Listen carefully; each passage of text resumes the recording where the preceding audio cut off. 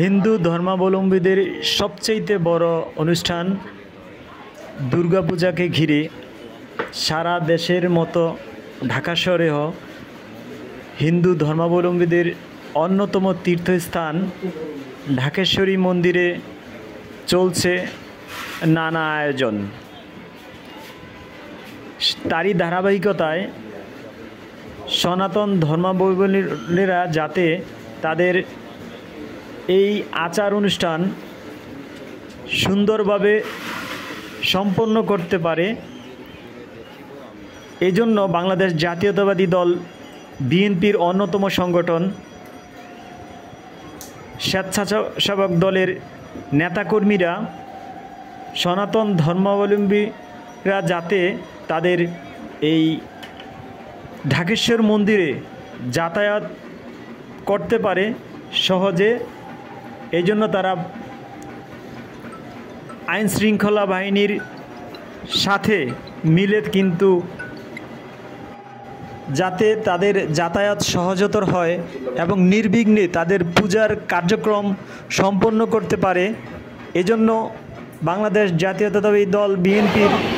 অন্যতম ব্যতিক্রমী সংগঠন স্বেচ্ছাসেবক দলের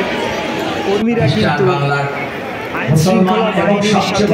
কাঁধে কাঁধ মিলিয়ে তাদের এই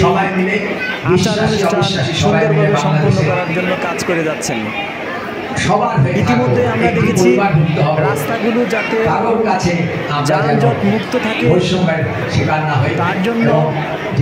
স্বেচ্ছাসেবক দলের কর্মীরা গত কয়েকদিন ধরে এই এলাকাতে অবস্থান করছেন এবং সনাতন ধর্মাবলম্বীরা তাদের বড় আয়োজন অর্থাৎ সারা বছরব্যাপী তাদের এই আয়োজনকে ঘিরে কিন্তু তারা একটি বড় পরিকল্পনা করেন কিভাবে তাদের এই অনুষ্ঠানটি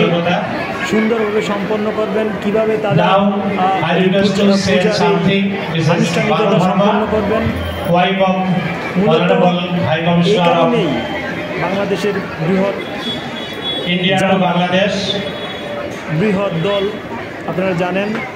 বাংলাদেশ জাতীয়তাবাদী দল বিএনপি, তাদের এই আচার অনুষ্ঠান তাদের এই কার্যক্রম সহজ এবং নির্বিঘ্ন করার জন্য তারা কিন্তু এই হিন্দু ধর্মাবলম্বীদের পাশে এসে দাঁড়িয়েছেন। এজন্য নেটিজেনরা এবং রাস্তায় যেসব পথচারীরা ছিলেন তারা কিন্তু তাদেরকে বাহবা দিয়েছেন, তাদের প্রশংসা করেছেন এবং অনেকেই বলেছেন সামনে জাতীয় সংসদ নির্বাচন, এই নির্বাচনে কিন্তু তাদের এই যে পজিটিভ ইমেজ তৈরি হলো, ভিন্ন মতাদর্শ অর্থাৎ ভিন্ন মতাদর্শে যারা বিশ্বাসী তারা কিন্তু এই কাজে অনেক বেশি প্রশংসা করেছেন এবং তারা এও বলেছেন তাদের এরকম কার্যক্রম যদি অব্যাহত থাকে তাহলে তারা আগামী ত্রয়োদশ সংসদ নির্বাচনে তাদের কিন্তু সমর্থন করবেন।